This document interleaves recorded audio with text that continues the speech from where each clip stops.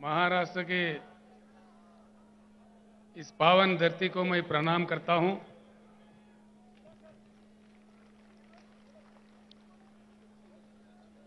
महाराष्ट्र राज्य के भारत राष्ट्र किसान समिति के अध्यक्ष आदरणीय श्री मानिक कदम जी, सीनियर नेता लोहा के एक्स-एमएलए श्री शंकरअण्णा दोंगड़े जी, श्री अन्ना साहेब माने पाटिल जी, श्री अब्दुल कदीर मौलाना जी, श्री हर्षवर्धन जाधव जी, श्री अभय पाटिल चिटगांवकर जी, श्री संतोष माने जी, श्री अप्पा साहेब माने जी, हरिभाव राठौड़ जी, दिलीप अन्ना गोरे जी, श्री प्रवीण जेतवाड़ जी, शिवराज बंगर जी, श्री फिरोज पटेल जी। लगता है फिरोज पटेल का हवा ज्यादा है।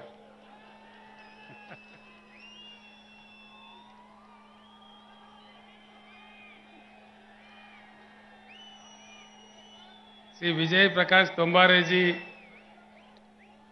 श्री बाला साहेब सनाप जी, श्री कुलदीप करपे जी और तेलंगाना राज्य से मेरे साथ आए हुए हमारे सीनियर नेता बीआरएस पार्लियामेंट्री पार्टी के लीडर श्री केशवराव जी, हमारे आदरणीय एमपी श्री बीवी पाटिल जी, आदरणीय एमपी श्री संतोष जी, मेरे साथ आए हुए एमएलए एमएलसी, हमारे तेलंगाना राज्य के भूतपूर्व चीफ सेक्रेटरी जिन्होंने तेलंगाना मॉडल बनाने में, तेलंगाना राज्य बनाने में मेरे साथ जो 24 घंटा काम किए थे, ऐसे महान शख्सियत भूतपूर्व चीफ सेक्रेटरी श्री सोमेश कुमार जी और सभा में समन्वित सारे बुजुर्गों को, भाइयों को, बहनों को मैं प्रणाम करता हूं। सबसे पहले अभी हुआ है ईद, समाज में जितने भी हमारे मुसलमान भाई हैं, बुजुर्ग हैं, मैं आप तमाम लोगों को तहे दिल से ईद मुबारक पेश करता हूं।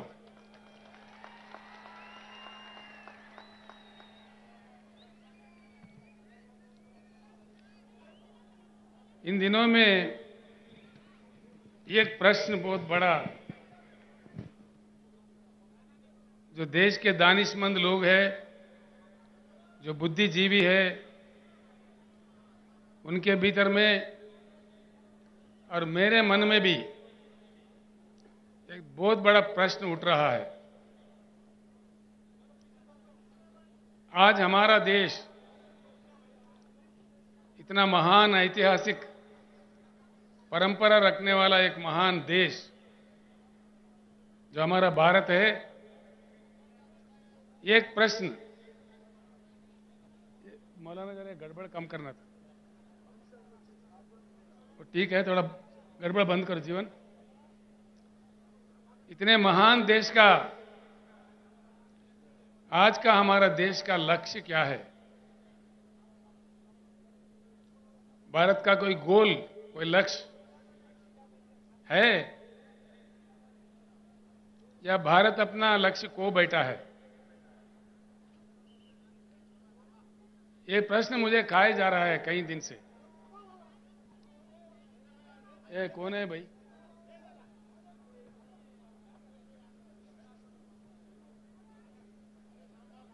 गड़बड़ बन जाए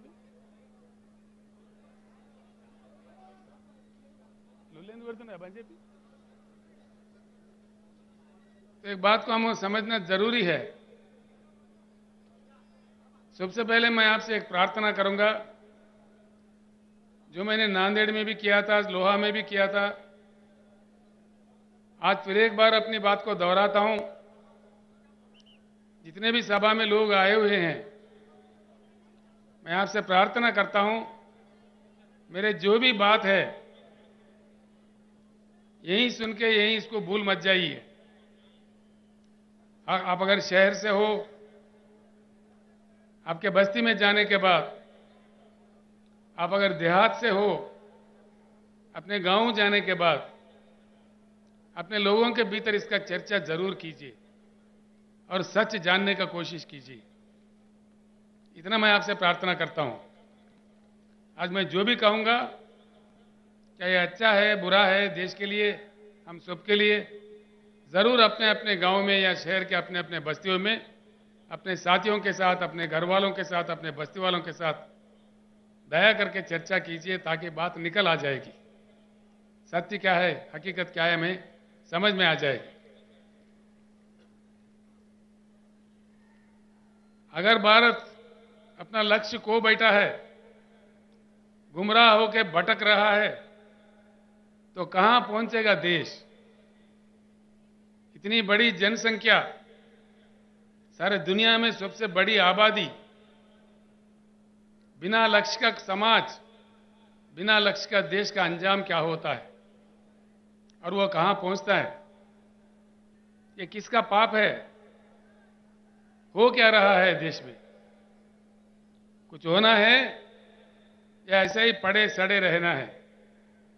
बात, सवाल हमारे सामने ये है। भारत का कोई नया लक्ष्य, कोई नया चेतना, एक नई सवेरे का स्टेप, एक नई उमंग से आगे बढ़ना है या ऐसे ही पड़े रहना है? सवाल इस बात का है। 75 साल हो गए, देश आजाद हो गए।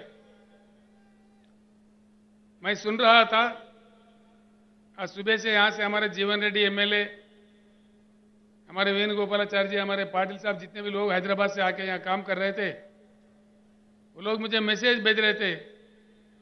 मुकामी लोगों से भी मेरा बात हुआ। शहर में 8 दिन में एक बार पानी आता है। प्रकाश पोहरे जी, जो देशोन्नति के मालिक है, मेरे साथी है, अकोला से आए हैं, उनसे भी मैंने मालूम किया तो वो भी कह रहे थे कि अकोला में भी यही हालत है। फिर कहां ठीक है? महाराष्ट्र राज्य में इतने नदियां निकलते हैं, शायद ही किसी राज्य से हिंदुस्तान में नहीं निकलते। गोदावरी है, कृष्णा है, पेनगंगा है, वेनगंगा है, मंजीरा है, भीमा है, घटप्रभा है, पंचगंगा है, मूला है, प्रवरा है, कितने कितने नदियां निकलते हैं। इतने नदियां निकलने वाले एक बलवान financial capital of India, Mumbai साथ रखने वाले राज्य पीने का पानी नहीं दे सकता? ऐसे हालात में भी हम लोग क्या मुतमैन हैं? दया करके सोचिए, जनता क्या मांग रही है? कोई सोने का ईंट थोड़ी मांग रही है, चांद सितारे थोड़ी मांग रहे। पीने का पानी भैया।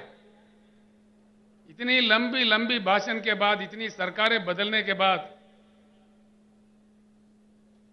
क्या हंगामा, सियासी हंगामा देखने के बाद पीने का पानी तक हमको फराहम नहीं होता। ऐसी भारत आगे भी रहना चाहिए या बदलना चाहिए? बेरोजगारी बढ़ रही है, लाखों उद्योग बंद हो रहे हैं, लाखों श्रमजीवी जो उसमें काम करते हैं, कामगार लोग रोड पे आ रहे हैं, और देश में पूरा जातिवाद, धर्मवाद, लिंग भेद खेल रहे हमारे आंखों के सामने। रोज बरोज हम देख रहे हैं। जो धनवान है, अमीर है, और अमीर होते जा रहे हैं। एक ही साल में 10 लाख 12 लाख करोड़ के करोड़ोपति अरबोपति बन रहे। जो गरीब है और गरीब होते जा रहे। ये सब कड़वे सच है, आपके हमारे आंखों के सामने है। ये कोई मैं कहानी नहीं बता रहा हूं, जो रोज हमारे को देखने को मिलता है। ये कोई माने या ना माने, ये कड़वा सच है। ये सारे जो भी चल रहा है ऐसा ही चलना चाहिए या इसका कुछ इलाज होना चाहिए? इलाज होना चाहिए। किसी भी देश में कभी कोई बीमारी लगती है, कभी कोई बीमारी लगती है, सुधारने वाले डॉक्टर होते हैं उस समाज के, उस देश के दानिश्वर, बुद्धिजीवी, उस देश के, उस समाज के युवा शक्ति, जिनके पास खून, जिनके खून में ताकत होता है, यही डॉक्टर्स होते हैं। नौजवान भाइयों को मैं प्रणाम करके पूछता हूं, हम लोगों को तो उम्र गुजर रहा है, लेकिन ये कल का देश आपका है, भविष्य आपका है। आप ऐसे ही पड़े रहोगे या कुछ उज्जवल रास्ता बनाओगे, फैसला कीजिए। और एक बात पक्का तय करके चलिए, हमारी जो समस्या है किसी भी दिन ये हमको ही सुलझना पड़ेगा। कोई अमेरिका से नहीं आएगा, कोई रूस से नहीं आएगा, कोई दूसरे देश वाले आके हमको नहीं सुधारेगा। सवाल यह है कितने जल्दी हम जाग जाए उतना ही हमारा सुधार होगा। जितना हम लेट कर दिए और बड़े अन्याय का सामना हमें करना पड़ेगा।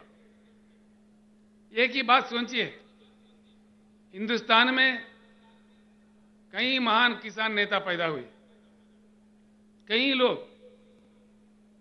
सर छोटूराम जो आजादी से पहले पंजाब राज्य में काम कर रहे थे, उत्तर प्रदेश में महेंद्र सिंह टिकैत काम कर रहे थे, यहां अपना महाराष्ट्र में शरद जोशी के नेतृत्व में कई लोग, लाखों लोग काम कर रहे थे। कर्नाटक में प्रोफेसर नंजुंडा स्वामी, तमिलनाडु में नारायण स्वामी जी, आज पंजाब में राजोवाल जी, और मंच पर बैठे हुए हमारे भारत किसान समिति का राष्ट्रीय अध्यक्ष श्री गुरनाम सिंह चढ़ोनी जी, ये सारे लोग लड़ते रहे। आखिर एक बात सोचिए, हिंदुस्तान में अगर लोकतंत्र है, लोकशाही है, तो 13-13 महीने किसानों को क्यों दिल्ली में, देश के राजधानी में धरना करना पड़ता है? कितनी दुर्भाग्यपूर्ण है। ये क्या स्थिति है? ये लोकतंत्र है? 13 महीने के बाद, 13 महीने के दौरान में 750 किसानों का मृत्यु हो गया। 750 लोगों को मरने पड़ते हैं इस देश में, जिसमें लोकतंत्र हम कहते हैं। ये क्या तमाशा हो रहा है देश में? उसके बाद प्रधानमंत्री खुद माफी मांगते हैं, कानून वापस लेते हैं। अभी और 13 महीने गुजर गए, होता कुछ नहीं है। क्या ये लोकतंत्र है, लोकशाही है? किसानों का ये मान्यता है? मतलब क्या है? कुछ ना कुछ दाल में काला है। ये बात मैं किसी और जगह कहा तो वो लोग कह रहे थे दाल में काला है, ये पुरानी बात है भैया, अब तो पूरा दाल ही काला है। तो मतलब क्या है? जरूर कुछ इलाज की जरूरत है, कुछ ना कुछ परिवर्तन की जरूरत है। भारत को बदलना चाहिए, बिल्कुल बदलना चाहिए। भारत को परिवर्तन बहुत आवश्यक है, बहुत जरूरी है।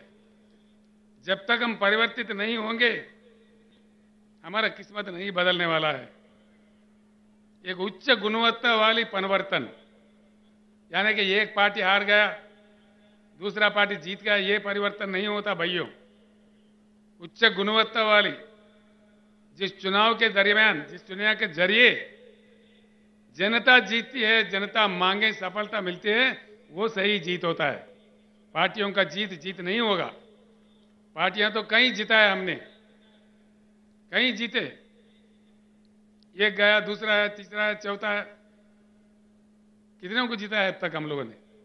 कितने पुड़ारी आए इस देश में, कितने नेता आए, कितने पार्टी आए, लेकिन समस्या जस के तस।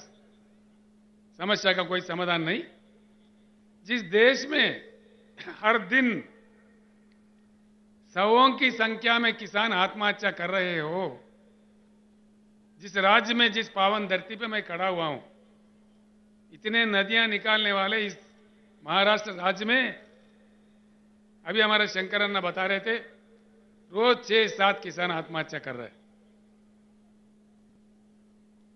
या प्रधानमंत्री को या राज्य के नेताओं को क्या पड़ी है?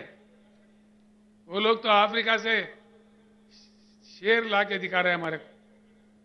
अरे भाई, ये हमारे किसान शेर मर रहे बोले तो देखो देखो, ये अफ्रीका का चीता है, ये नामीबिया का शेर है, इसको देख के खुश हो जाओ। क्या समझ में आता है? समस्या का वो समाधान नहीं है।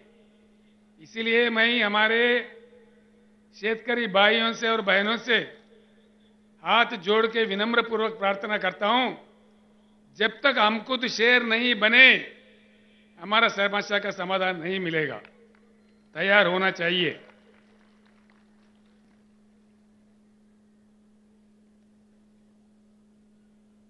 भारत को परिवर्तन होना होगा। बिना परिवर्तन के भारत विकास नहीं होगा भारत में, ये बिल्कुल तय है। जो कि लंबा समय गुजर चुका है, कई पार्टियों को मौका दिया जनता ने, लेकिन कुछ बात सही नहीं आया है। हमारे आंखों के सामने हमसे बुरा हालत में रहने वाला चाइना आज दुनिया को कमांड कर रही है। साउथ कोरिया आगे बढ़ गई है। बम का मार खाने के बाद फिर उठ खड़ा है। जापान देश हमारे आंखों के सामने है। जैसा मोहम्मद महातीर के नेतृत्व में मलेशिया में परिवर्तन हुआ और सिंगापुर में जहां कुछ भी नहीं है, वो लोगों का हालत भी हमसे बेहतर है। ये सारे चीज हमारे आंखों के सामने हुई है। 75 साल में जो हो रहा है, इससे उठकर आउट ऑफ बॉक्स जाकर एक नया ढंग से, नया रंग से, एक नया जंग करके हम भारत को बदल सकते हैं। इसी पुराने तरीके से हम लोग नहीं बदल सकते। इस बात को समझने के लिए मैं आपको विनती करता हूं।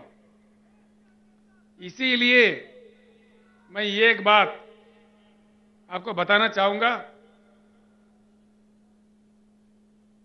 इस परिवर्तन भारत में जो आना है, बिना परिवर्तन के भारत आगे नहीं बढ़ सकता।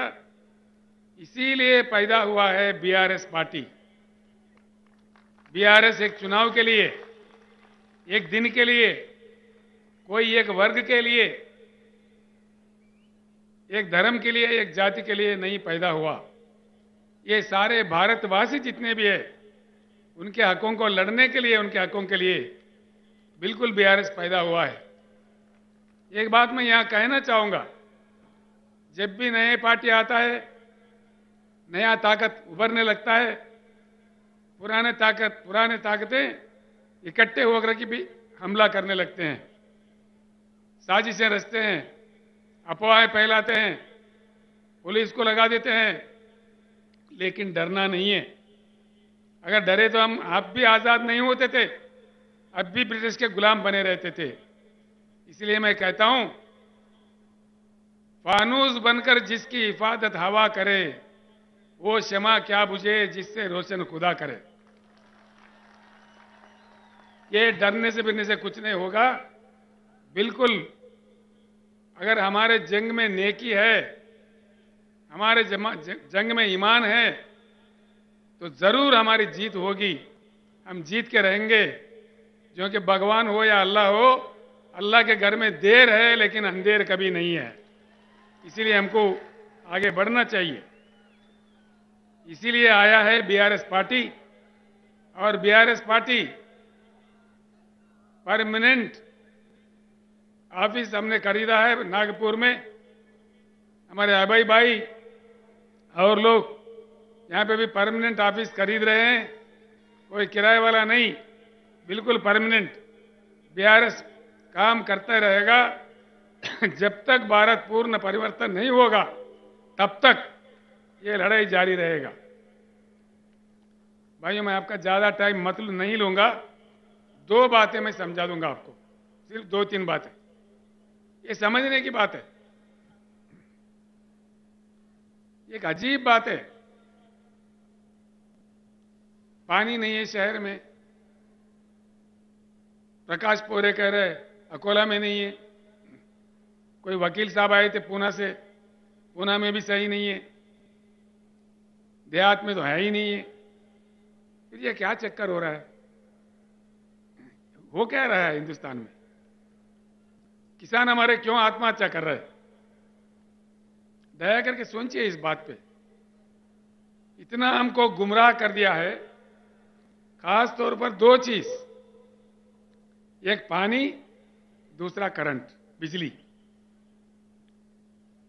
पानी, हिंदुस्तान के जो कृषि योग्य भूमि है 41 करोड़ एकड़, और जो पीने का पानी चाहिए और जो उद्योग के लिए चाहिए, इन सब के लिए जितना पानी चाहिए उससे डबल पानी हिंदुस्तान में अवेलेबल है।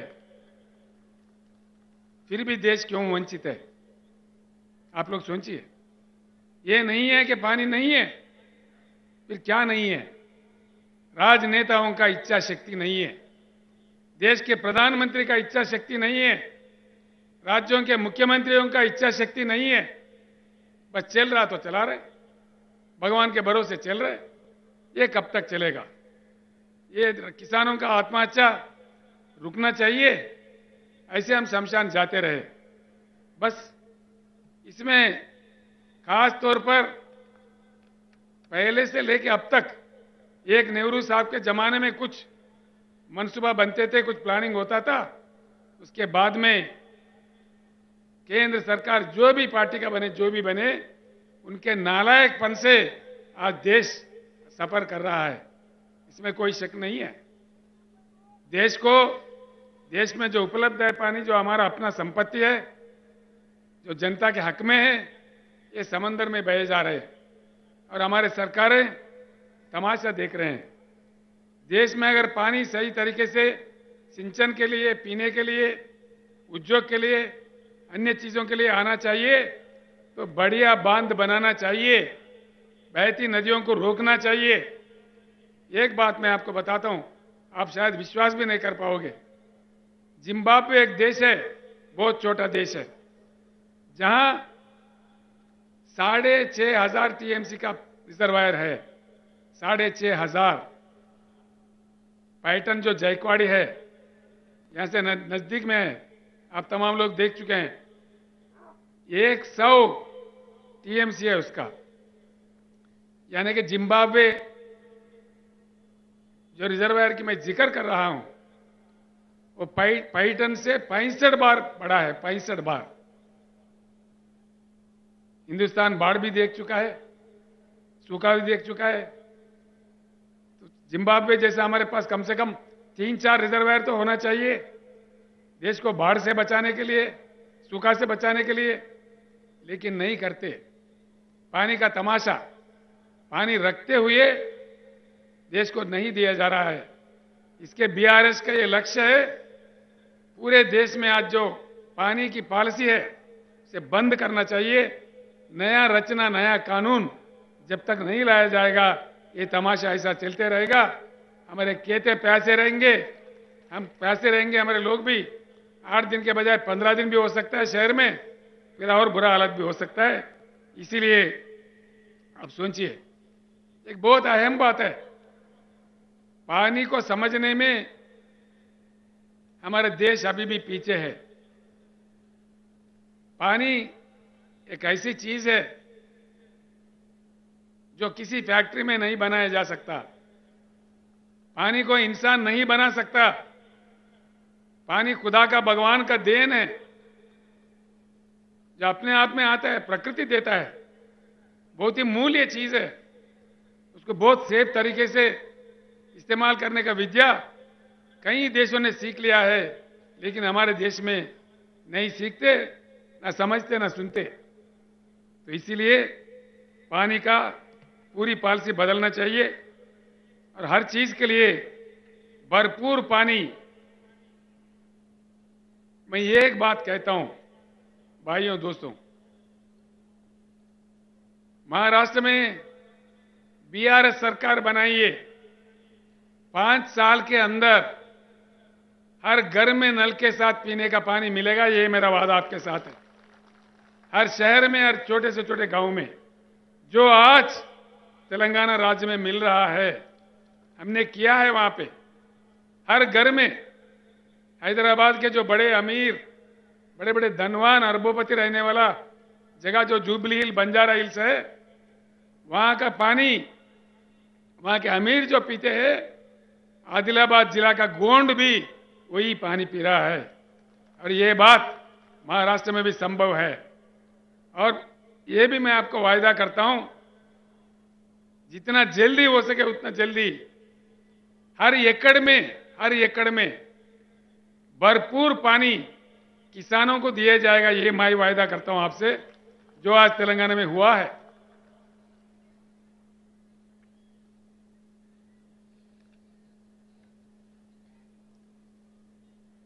मैं इसीलिए कहता हूं, हमारे पानी समंदर में ना बहते हुए हमारे खेतों पे आ जाए, हमारे खेतों का प्यास बुझाए और हमारे पीने के लिए भरपूर पानी हमें मिले, हमारे अन्य चीजों के लिए मिले, ये करना बहुत जरूरी है।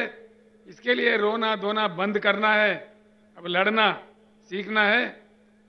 सारे शेतकरी इकट्ठा होना है, अन्य भाई भी इकट्ठा होना है। इसका कोई दूसरा नहीं कर सकता, इसका फैसला हमको खुद करना पड़ेगा। कोई दूसरा देश वाला भी इसमें हमारा मदद नहीं करेगा। दूसरी चीज है बिजली।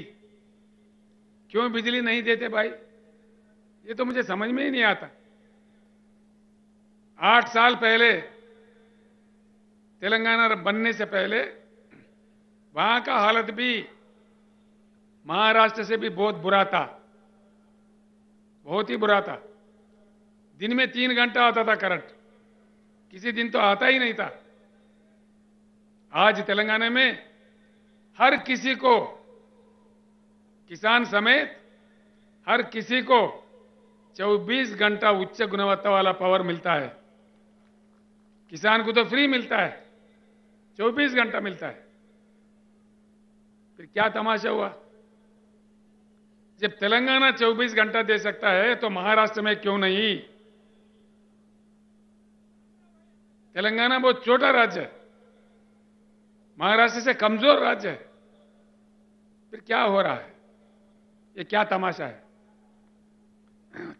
करंट बनाने के लिए जो कोयला चाहिए होता है, हमारे देश में 361 बिलियन टन का कोयला है, जो पूरे हिंदुस्तान को 150 साल तक 24 घंटा करंट देने के लिए सफिशिएंट है। 150 साल तक। ये आंकड़े मेरे नहीं है, ये कहानी मेरा नहीं है। इसको कोई गलत साबित करा, मैं 1 ही मिनट में मेरे चीफ मिनिस्टर पोस्ट को इस्तीफा भी दे दूंगा। ये मेरा सवाल है। यह है, इसका उपलब्धि है। भाई पानी है भरपूर, नहीं देते।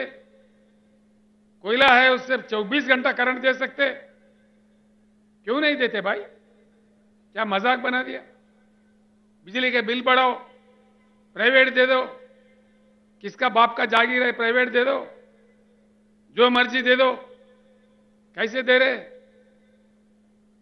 अनेक दशकों से हमारे करंट के कर्मचारी, जनता, हमारे लोग अपनी जमीन देके, पैसे देके, खून पसीना बहा के जो करंट घर बनाए, जो पावर जनरेटिंग हाउसेस बनाए, उसको मुफ्त में अपने दोस्तों में बांटना चाह रहे। Power privatisation. मैं ये की बात कहता हूं, भगवान का दया होगा तो अगली सरकार बीआरएस का बनेगा, हर चीज हम वापस लेके रहेंगे।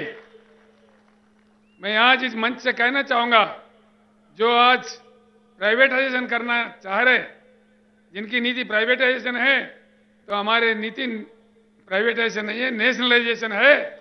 हम हर चीज को वापस लेके रहेंगे, मैं आपको वायदा करता हूं। तेलंगाना राज्य, उसका जो मॉडल है, क्यों अमल नहीं हो सकता हमारे राज्य में, महाराष्ट्र में? तेलंगाना राज्य में हमने काफी कुछ सुधार किया है।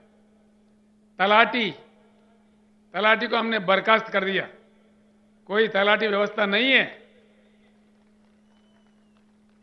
अब मोदी साहब कहते दिल्ली से डिजिटल इंडिया बनाओ, कहां गया भाई डिजिटल इंडिया? कहां गया? तो किसानों का रिकॉर्ड भूमि, वो जो भूमि है उसका रिकॉर्ड क्यों नहीं डिजिटलाइज कर रहे?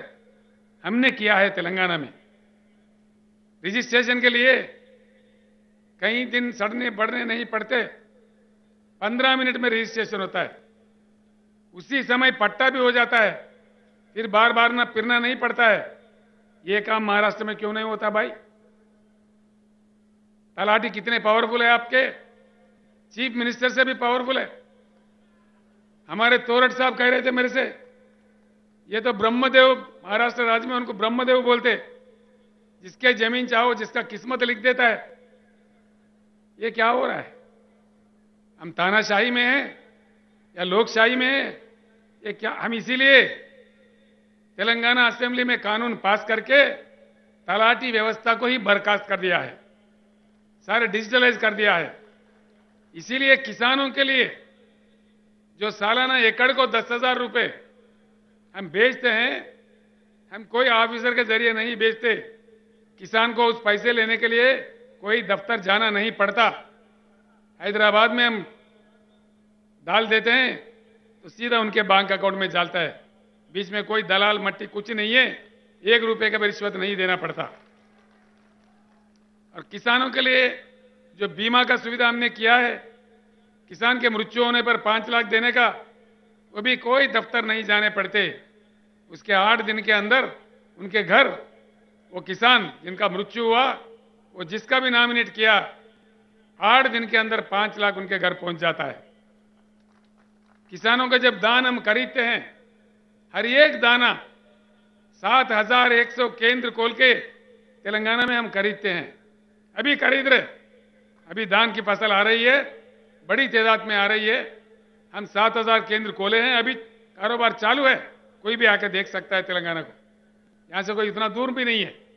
उसका पैसा भी सीधा किसान के बैंक खाता में जाता है, कोई दलालों का शिकार नहीं है। तेलंगाना में भी हालत इससे बहुत बुरा था, करंट नहीं था, पीने का पानी नहीं था, किसान भी हमारे आत्महत्या कर रहे थे। मैं कई बार रो पड़ा था, मैं भी जोश में आके मैं भी, अरे भैया मत मरो बोल के हाथ जोड़ के उनको प्रणाम किया। मैं 2-3 साल बचे रहो, मैं आपको बचा लूंगा बोल के रोते हुए भी मुझे बोलना पड़ा, ऐसा इतना बुरा हालत था। लेकिन आज एक कट्टरपन से हमने काम किया। आपके सामने बैठा हुआ है हमारे सोमेश कुमार जी, जो भूतपूर्व चीफ सेक्रेटरी है, साबिका चीफ सेक्रेटरी है तेलंगाना राज्य का, मेरे साथ उन्होंने काम किया, अभी रिटायर हुआ है। उनका काफी योगदान रहा वहां पे, ये चीजों को हासिल करने में, ये चीजों को किसानों को उपलब्ध करवाने में बहुत उनका योगदान है, हम ही ने किया है। महाराष्ट्र में क्या हुआ भाई? महाराष्ट्र का चीफ सेक्रेटरी नहीं है, सेक्रेटरीज नहीं है, कैबिनेट है, सब कुछ है, आमदार है, खासदार है, फिर यहां क्यों नहीं होता? सवाल यह है। मैं आपसे प्रार्थना यही करूंगा, इसीलिए इन चीजों के मद्देनजर ही मैंने आवाज दिया है, मैंने पुकारा है, अब की बार किसान सरकार। किसान भाइयों को मैं प्रणाम करता हूं। आप खेत जाना, हल चलाना सीखते हो, जानते हो, एक बार असेंबली की तरफ क्यों नहीं जाते? आप खुद आमदार क्यों नहीं बनते? आप खुद खासदार क्यों नहीं बनते? नेता, बड़े बड़े मोटे नेता नहीं चाहिए हमको, हम में से खुद नेता बनेंगे। अगर आप साथ दो तो बिल्कुल हम खुद नेता बनेंगे। किसान भाइयों को मेरा एक अपील है, अगर आप नहीं कर पाओगे, मैं सारे महाराष्ट्र किसानों को यहां से आवाज दे रहा हूं, आगामी जिला परिषद चुनाव आपके हाथ में है। शहर के वोट नहीं रहते उसमें, पंचायत राज इलेक्शन बोले तो देहाती वोट है, सारे वोट हमारे हैं। सारे के सारे जिला परिषद पे गुलाबी झंडा लहरा दो, क्या क्या भाग के नहीं आता मैं देखता हूं, आपके पीछे भाग भाग के आ जाएगा। एक ही सभा नांदेड़ में हुआ तो असेंबली में बजट आ गया 6,900 करोड़ और कह दिया कि भाई किसान को 10,000 देंगे। क्या भीख दे रहे हैं? दो, तेलंगाना में जब दे सकता है एकड़ को 10,000 तो महाराष्ट्र में क्यों नहीं दे दीजिए। मैं यहां के मुख्यमंत्री जी से अनुरोध करता हूं, प्रार्थना करता हूं। यहां के उप मुख्यमंत्री देवेंद्र फडणवीस जी है, वो मुझे कह रहे थे चंद्रशेखर जी आपका यहां क्या काम है, आप तेलंगाना संभालो। मैं बोला मैंने तेलंगाना संभाल लिया, देखते हैं। महाराष्ट्र में आ गया हूं, मैं भारत में कहीं भी जा सकता हूं। तेलंगाना का मॉडल मक्की का मक्की दे दो, मैं महाराष्ट्र छोड़ के मध्य प्रदेश चला जाऊंगा, मैंने बताया था। जो कि मेरा काम खत्म हो जाएगा। किसानों का जो मेरा मिशन है बीआरएस का, वो मेरा खत्म होगा और मैं सीधे ही मध्य प्रदेश चला जाऊंगा। यहां आप राज कर लो, देना है तो बोलो, दे दो। क्या बात है, महाराष्ट्र में धन की कमी नहीं है, मन की कमी है। धन बहुत कुछ है, तेलंगाना से ज्यादा धन है। अगर चाहे तो दे सकते हैं, क्यों नहीं देते। इसीलिए मैं आपको तरकीब बता रहा हूं, मंत्र बता रहा हूं। सीधी उंगली से नहीं आता घी तो टेढ़ा उंगली से निकालना चाहिए और समझदारी से हमको काम लेना चाहिए। क्योंकि जो भी बात है हमको गुमराह करते, डिजिटल इंडिया बोलते, मेक इन इंडिया बोले। यहां इस शहर में कितने चाइना बाजार है भैया? 100 के ऊपर है मेरे ख्याल से। गली गली में एक चाइना बाजार है। मेक इन इंडिया में सच्चाई है तो भारत बाजार रहना चाहिए ना। चाइना बाजार क्यों आ रहा है? किधर गया मेरा भारत बाजार? सब जोक करते हैं लोगों से, मजाक करते हैं, अपने मजाक उड़ाते हैं। Make in India joking India हो गया, डिजिटल इंडिया का एक मजाक हो गया।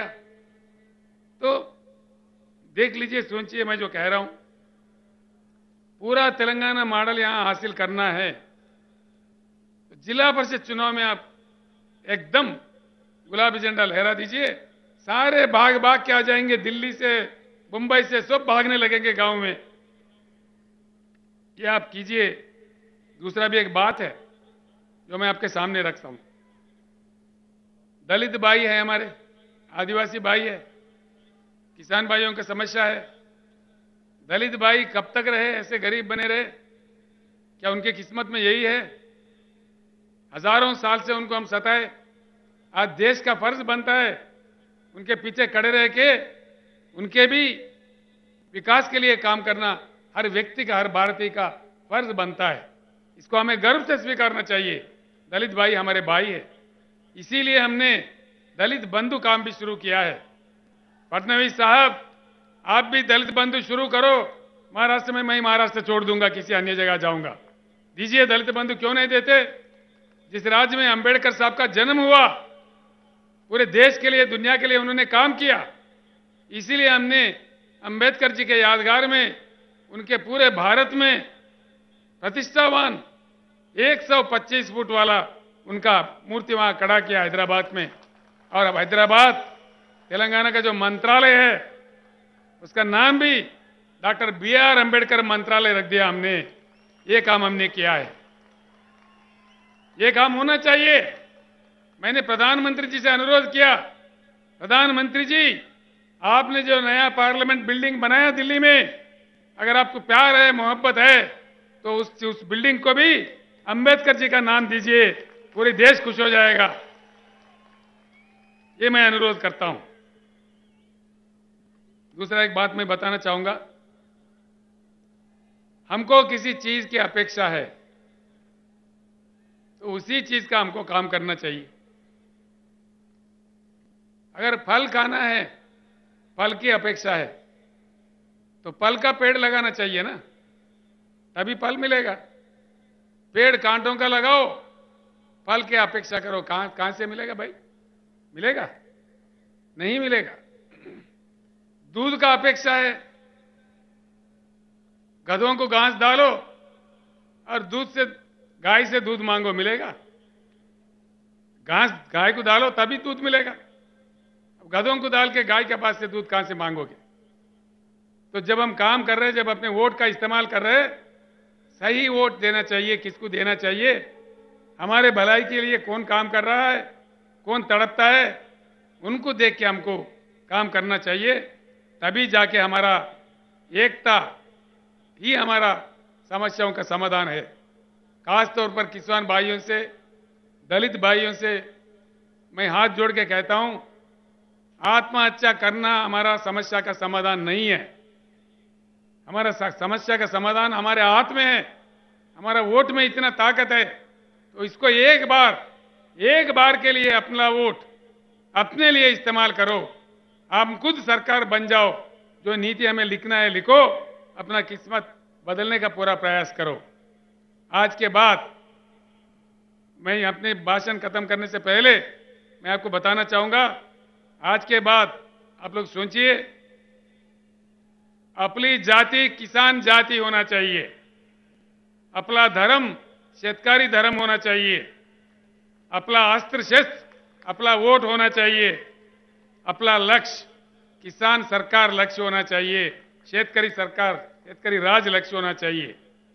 ऐसा करके हम लोग किसान राज का स्थापित करते हैं, फिर आगे बढ़ते हैं। कैसा नहीं आएगा जैसा तेलंगाना में आया, नदी बाग के आया, वहां कोई पानी का पट्टी भी नहीं है। किसानों के लिए पानी पट्टी नहीं है, करंट के लिए कोई बिल नहीं है, फ्री में देते हैं, पूरे दान खरीदते हैं। ये सारे चीज यहां बहुत आसानी से किया जा सकता है। तेलंगाना का मक्की कॉपी करो ना भाई, खत्म हो गई बात, हो गई बात। और उसमें क्या है, कौन से ब्रह्म बोझ है उसमें? तो इसीलिए सब मिलके एक बार कहते हैं, अब की बार। आवाज सुनने में नहीं आ रहा, इतना ठंडा है महाराष्ट्र के भाई, शेर है महाराष्ट्र के। अब की बार, अब की बार, अब की बार। धर्मस्य विजयोस्तु अधर्मस्य विनाशोस्तु, प्राणिषु सद्भावनास्तु, विश्वस्त कल्याणमस्तु। जय महाराष्ट्र, जय भारत। मैं आपसे विदा होता हूं।